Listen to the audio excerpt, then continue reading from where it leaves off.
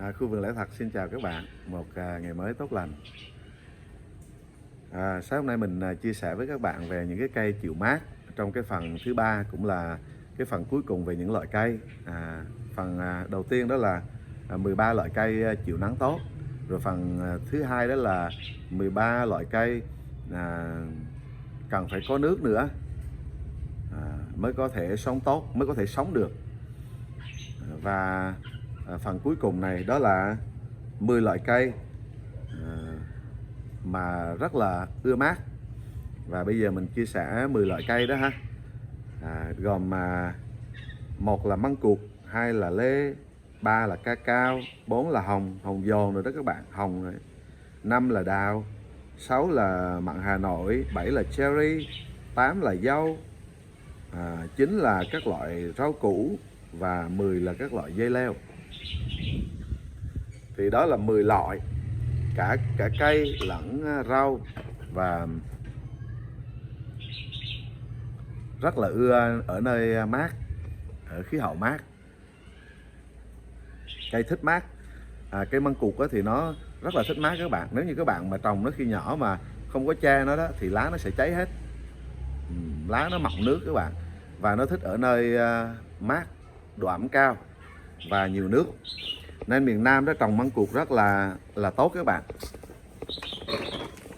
Miền Nam trồng măng cụt rất là tốt.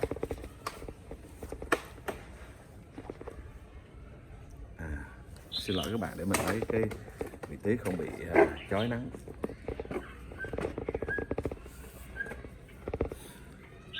Bởi cái đó miền Nam rất là măng cụt trồng rất là tốt các bạn. Và đặc biệt là miền Tây, rồi lái thiêu là Lái Thiêu nó giáp ranh với, nó thuộc thành phố Hồ Chí Minh và giáp ranh với Bình Dương đó các bạn.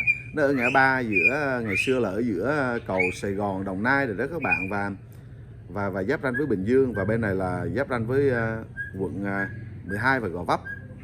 Và ngay cái chỗ đó là nơi mà sông Sài Gòn chảy về, và nước ở khu vực đó rất là nhiều các bạn.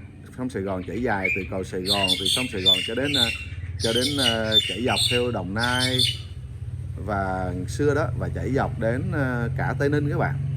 Và Lái Thiêu nằm dọc trên cái sông lớn đó, nên là vùng đất ở đó phù sa bồi và rất là trù phú, và nơi đó dưỡng chất rất là nhiều, và ở trong khí hậu rất là mát các bạn. Ngày hôm nay người ta cũng du lịch sinh thái dân miền Nam, dân Sài Gòn và khu vực ở trong Sài Gòn thì ngày xưa thường hay ra Lái Thiêu để cuối tuần ra đó câu cá hay là du lịch rồi ăn uống là mát mẻ. Ngày xưa mình cũng hay đi ra Lái Thiêu lắm. Thì Lái Thiêu là một trong những nơi măng cụt gọi là ngon nhất nước các bạn, ngon nhất nước. Và rồi miền Tây cũng trồng măng cụt rất là nhiều, và đã được đem giống của nó lên trồng ở Đắk Xong các bạn.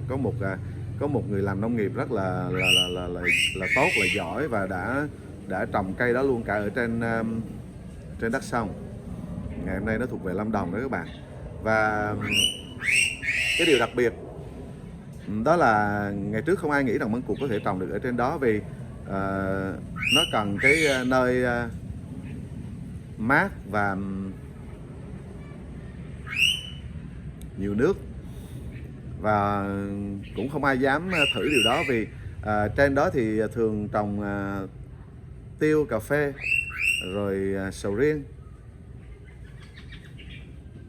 bơ, là ngày xưa mọi người hay trồng nhiều trên đó, nên chưa ai từng làm điều đó cả. Và măng cụt cũng trồng được trên cả những cái nơi đó luôn các bạn, có nghĩa là những nơi vùng lạnh đó đã trồng thành công, và măng cụt rất là ngon và xuất khẩu ra nước ngoài rất là nhiều.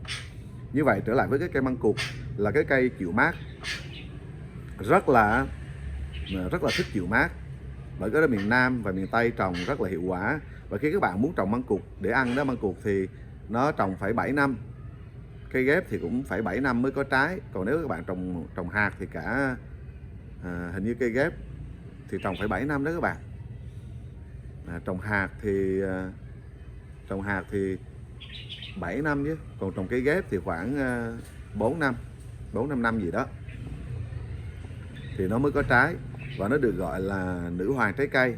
Trái nó không bao giờ rã ra cả các bạn. Đơn giản vì nó ngon và trồng nó khó các bạn. Nó rất là thích mát. Bởi cái đó nếu như trong vườn của bạn thì bạn phải trồng nó ở dưới những cái tán cây. Và tất nhiên là phải cái vùng miền của bạn là phải là phù hợp, từ Tây Nguyên đổ vào. Từ Tây Nguyên đổ vào thôi các bạn. Nhưng mà Nam Trung Bộ đổ vào. Chứ nếu như mà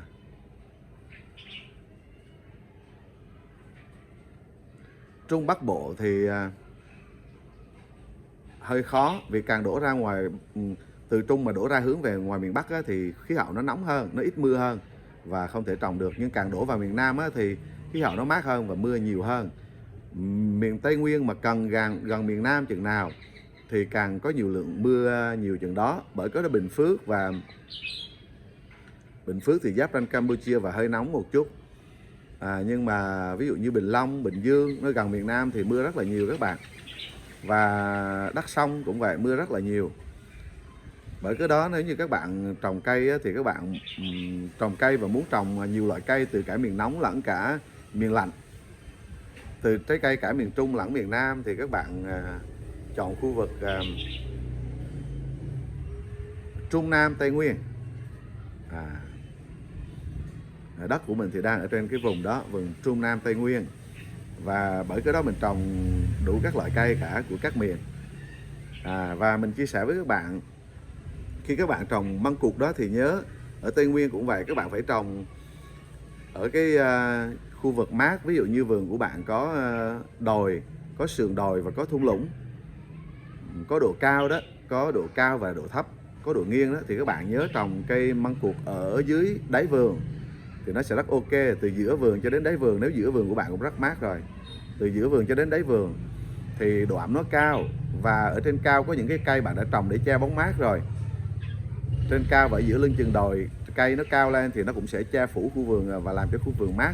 Thì từ ở giữa vườn cho đến dưới cuối vườn thì nó sẽ mát hơn và nhiệt độ nó cũng sẽ ổn định hơn. Ở trên cao thì buổi sáng buổi trưa thì nó nóng, buổi tối thì nó lạnh. Tất nhiên ở đâu nó cũng nóng và lạnh, nhưng mà cái nhiệt độ ở giữa và xuống cuối dưới vườn đó thì cái nhiệt độ nó sẽ thay đổi, nhiệt độ nó sẽ gọi là không có nhanh chóng. Nghĩa là trên kia nóng rồi á, thì ở giữa với ở dưới nó mới bắt đầu nóng, và trên kia lạnh rồi á, thì ở giữa với ở dưới nó mới bắt đầu lạnh. Và cái biên độ giãn nở, co giãn hay là cái biên độ thay đổi của thời tiết đó nó không có đột ngột bằng. Và như vậy thì những cái cây mà nó cần sự ổn định đó, đặc biệt là những cây chịu mát thì nó thích cái nhiệt độ không có thay đổi quá đột ngột. Thì nó là những cây cưng mà và nó là những cây cần được sự chăm sóc nhiều hơn. Và thường những cái cây mà nó chịu mát nhiều đó thì nó cũng là những cái cây mà nhiều nước. Bởi cái đó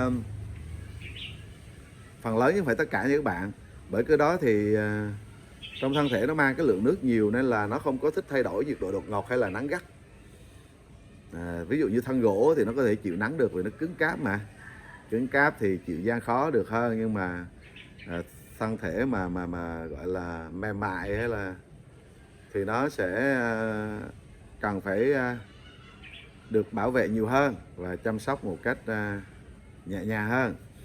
Thì các bạn trồng nó từ ngang ở giữa vườn đến xuống dưới đáy vườn. Và đặc biệt trồng nó, nếu mà các bạn có dòng nước thì các bạn nên trồng nó theo dòng nước, dòng suối đó các bạn, hoặc là xung quanh hồ và ở dưới bóng mát và ở dưới đáy vườn. Đó là những vị trí rất là phù hợp cho cây măng cụt nó phát triển.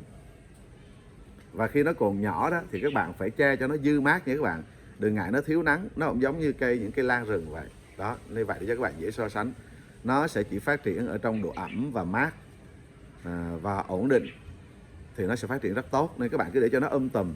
Và những cái cây trồng ở dưới những cái cây lớn á, bóng mát tùm, thoải mái các bạn, thoải mái, đừng có lo lắng về điều đó. Và khi nó lớn lên rồi, đến một lúc nó lớn nhất định và bạn thấy nó đứng ở vị trí đó mà không tiếp tục phát triển nữa, thì lúc đó các bạn mới tỉa nhẹ thêm một chút xíu thôi, cho nắng tiếp tục thêm một chút xíu, thêm khoảng 5% hoặc là 10% thôi, để cho nó là thì nó sẽ tiếp tục phát triển nữa. Đến khi nó lớn rồi kia, thật lớn rồi thì lúc đó nó mới nắng nhiều, nó mới không ngại. Còn khi nó nhỏ hoặc là khi nó mới vừa phát triển lên thì nó rất thích mát, và mát sẽ giúp cho nó phát triển rất tốt. Như vậy thì đó là cây măng cụt ha. Rồi cây lê hay là cây táo, nó tất cả đều trồng ở chỉ có Đà Lạt là nơi mà có thể trồng được nó ổn các bạn. Lê, táo hay là hồng. Mình nói về táo Mỹ rồi đó nha, những trái táo to đó. Thì đó là những cây rất là thích mát. Và nếu như các bạn ở miền cao mà các bạn muốn trồng những cái cây đó, các bạn phải chỉ có thể xây dựng được vườn rừng thôi. Và các bạn chọn nơi mát nhất trong khu vườn của mình, đó là những nơi thấp, những nơi xung quanh hồ nước, những nơi có bóng cây mát nhiều, thì các bạn mới có thể trồng nó được. Và nếu như các bạn trước đó các bạn mua đất và đất của bạn còn nóng, thì các bạn phải xây dựng cho khu vườn các bạn mát rồi mới trồng được những cái cây đó. Nếu các bạn thích quá, ví dụ như các bạn mua ở Bảo Lộc chẳng hạn, hay các bạn mua ở Di Linh, hay là các bạn mua nói chung là hay là ở Đắk Nông, Đắk Sông, Đắk Lắk, Buôn Mê, Đắk Lắk, thì các bạn thích quá vì thấy có những lúc vườn của mình cũng có nhiệt độ, nó có những thời điểm nó lạnh. Nhưng cái vườn của bạn cần không những là cần khí hậu lạnh để phù hợp với nó, mà cần phải mát ổn định nữa, không có những lúc mà nắng khắc nghiệt. Và các bạn cần phải xây dựng khu vườn trở lại. Vì ngày hôm nay ở miền cao thì khí hậu có những lúc nó đã lạnh, nó phù hợp, nhưng mà khi mà mùa nắng thì nó nắng rất là khắc nghiệt, vì người ta đã làm cái gọi là nông nghiệp công nghiệp hóa đó các bạn, cắt hết cây đi và chỉ trồng độc canh hay là vài loại để kinh doanh thôi. Và nhiệt độ toàn cầu nó tăng lên, và cái khu vực đó nhiệt độ nó cũng bị cao lên, và nhiệt độ mỗi ngày nó thay đổi đột ngột, chứ nó không còn được che phủ bởi những bóng cây, và nó thay đổi một cách chậm rãi và không bị sốc nhiệt. Nhưng bây giờ nhiệt độ ở nơi đó, ở vùng cao, thì nó sẽ có những thời điểm nó bị sốc nhiệt. Và cái dấu hiệu sốc nhiệt và thay đổi nhiệt đột ngột đó là lý do mà thời gian gần đây thì mưa đá rất là nhiều đó các bạn. Đó là sự thay đổi đột ngột, không khí lạnh ở trên cao và nó gặp cái không khí nóng ở phía dưới. Và sự thay đổi nhiệt đột ngột đó nó gây nên mưa đá. Nên các bạn phải trồng cái khu vườn và xây dựng cho nó thật là mát. Rồi sau đó các bạn mới trồng những cái cây chịu mát vào. Đôi lúc khi chúng ta làm vườn rừng là chúng ta yêu cây mà, nên là chúng ta thích rừng, thích cây, nên chúng ta thấy cây gì cũng thích, cũng muốn trồng vào. Và chúng ta mong sớm mình có ăn, vì mình yêu thích nên mình mới mua khu vườn để mình trồng mà. Và mình muốn cho nó phong phú nhiều nhất có thể, để mình có thể ăn uống và sử dụng nó. Và càng thích bao nhiêu thì chúng ta dễ dàng bị cái tâm lý là chúng ta vội vàng. Và khi chúng ta vội vàng, chúng ta trồng những cái cây mà chúng ta chưa có xây dựng cái môi trường phù hợp cho nó, thì lúc đó chúng ta sẽ vừa uổng tiền nè, vừa uổng công nè. Nhưng mà cái điều mà nó nặng nề hơn nữa là chúng ta bị nhụt chí. Chúng ta nản, và về sau chúng ta không còn hứng thú hay là yêu thích để xây dựng khu vườn nữa, vì chúng ta thấy nó cực quá.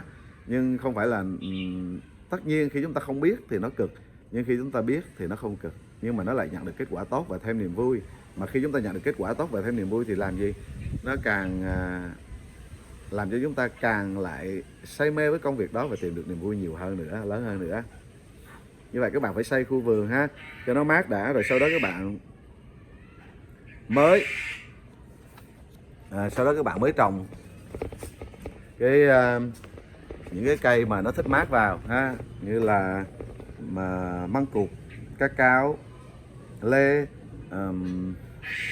Cá cao thì nó không cần phải mát giống như đến mức độ như táo và lê, nhưng mà nó cũng là loại cây thích mát ha các bạn ha. Và ở dưới bóng trong những cái năm đầu tiên của nó, và nó cũng là cây thích mát. Như vậy thì các bạn xây dựng khu vườn và sau đó cho nó mát đã, và khu vườn thật là mát, và chọn những cái nơi mát nhất để bạn trồng những loại cây này. Đó là măng cụt, lê hay là táo, hồng và dâu và cherry nữa. Cherry rất là ngon. Các bạn biết không,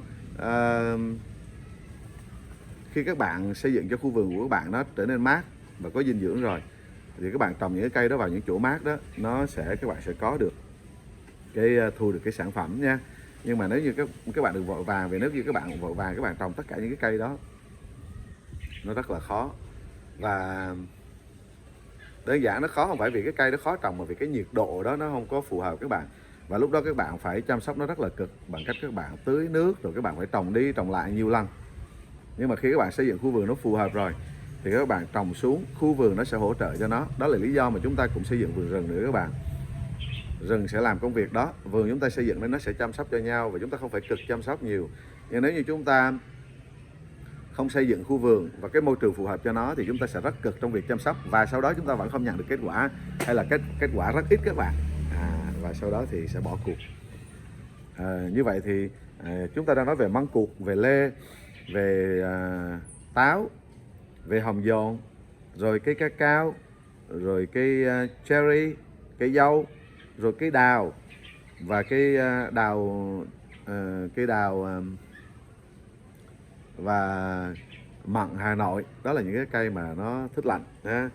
Rồi các loại rau củ quả. Đó là lý do mà miền cao Lâm Đồng hay là Bảo Lộc hay là Đắk Nông, bây giờ là thuộc Lâm Đồng, thì đều trồng rau rất là nhiều, vì đó là nơi khí hậu phù hợp cho trồng rau.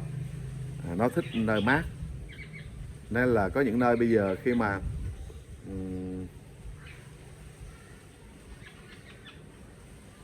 nó không còn cái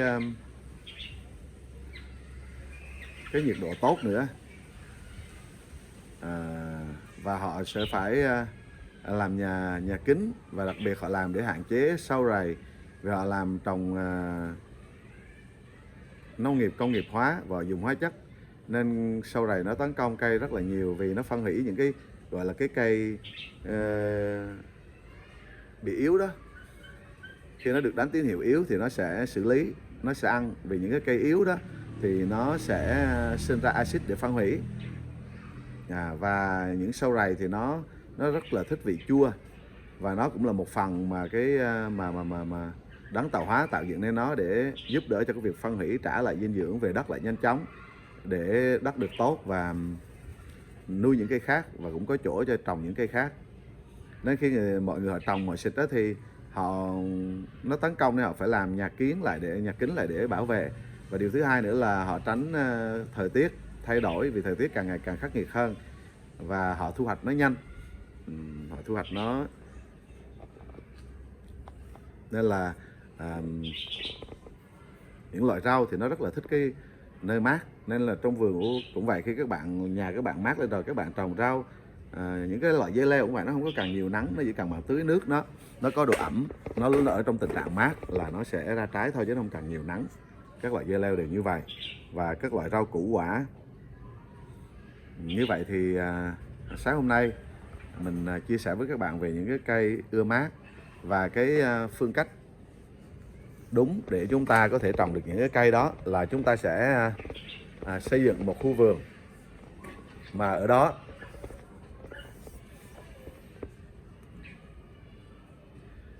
vườn của các bạn phải thật là mát, và các bạn chọn vị trí mát nhất để trồng những cái cây này. Và nếu như vườn của các bạn có những vị trí khác nhau và có độ nghiêng, thì các bạn nên trồng những cái cây này từ ngang vườn xuống tới đáy vườn, và nó ưu tiên được trồng xung quanh hồ, dọc suối, và ở dưới thung lũng, ở dưới đáy vườn.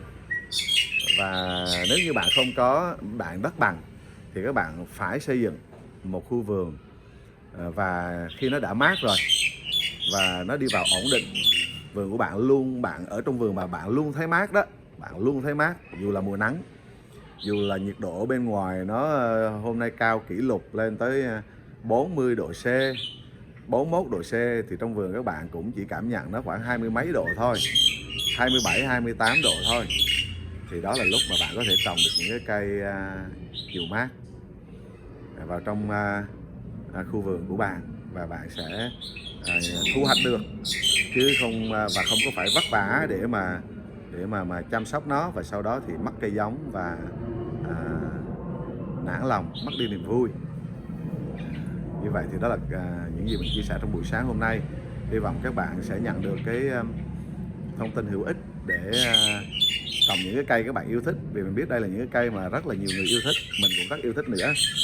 Và trong vườn của mình cũng đang xây dựng khu vườn để rồi mình có thể trồng những cái cây đó.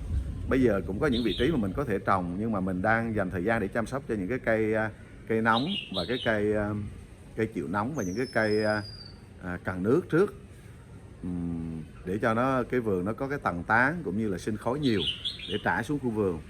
Rồi sau khi những cái cây nhỏ đó đã lớn lên rồi thì mình mới trồng những cái cây ưa mát này, thì lúc đó mình mới có đủ sức lực và cũng như là thời gian để chăm sóc các bạn.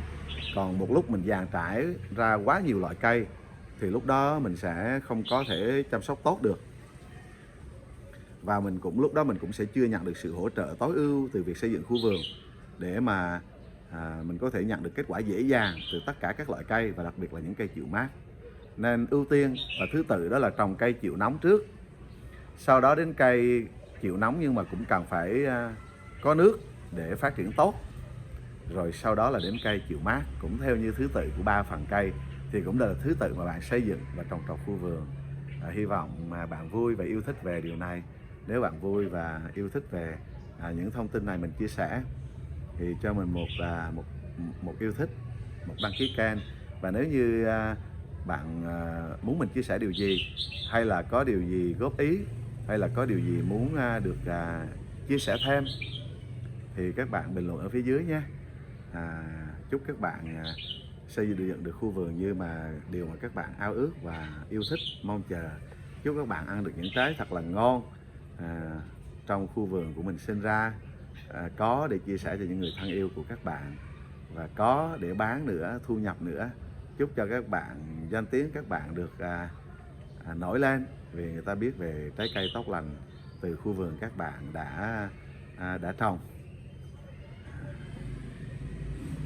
Khu vườn Lạ Thật xin chào các bạn, hẹn gặp lại các bạn vào những vlog tiếp theo với nhiều điều thú vị phía trước. Xin chào.